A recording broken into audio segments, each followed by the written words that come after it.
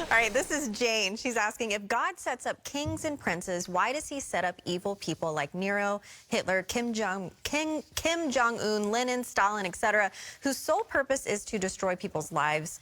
The end result makes Jews, Christians, good people just cannon fodder with no lives.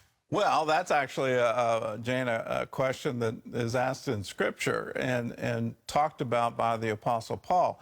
And he's writing to Romans in the time of Nero. So it's not just some theological thought process. He's talking about real events that really happen to real Christians. Your question is as old as Job. Why do bad things happen to good people? And here's what Paul has to say about it. Who shall separate us from the love of Christ? Shall tribulation or distress or persecution or famine or nakedness or peril or sword? As it is written, for your sake we are killed all day long. We are accounted as sheep for the slaughter. Yet in all these things, we are more than conquerors through him who loved us. He's actually having a play on words here in the original Greek. The original Greek for more than conquerors is hupernikemon. Now, in the Roman Senate, so this is the same power structure that Nero is using to persecute Christians and treating them as cannon fodder. In the Roman Senate, they would offer sacrifice to Nike, the god of victory.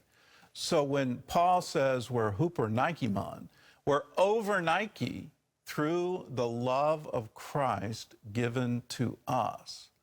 So in all the persecution that you're seeing, and there's a rising persecution around the world, whether it's in Iran, whether it's in India, whether it's in China, whether it's in North Korea, you look at these persecutions, we are more than conquerors through the love of Christ given to us.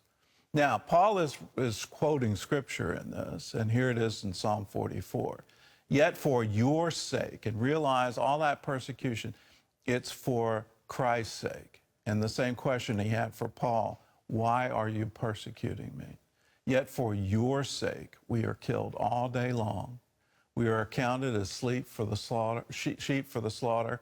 Awake, why do you sleep, O Lord? Arise, do not cast us off forever. Why do you hide your face and forget our affliction and our oppression? For our souls is bowed down to the dust, our body clings to the ground. Arise for our help and redeem us for your mercy's sake.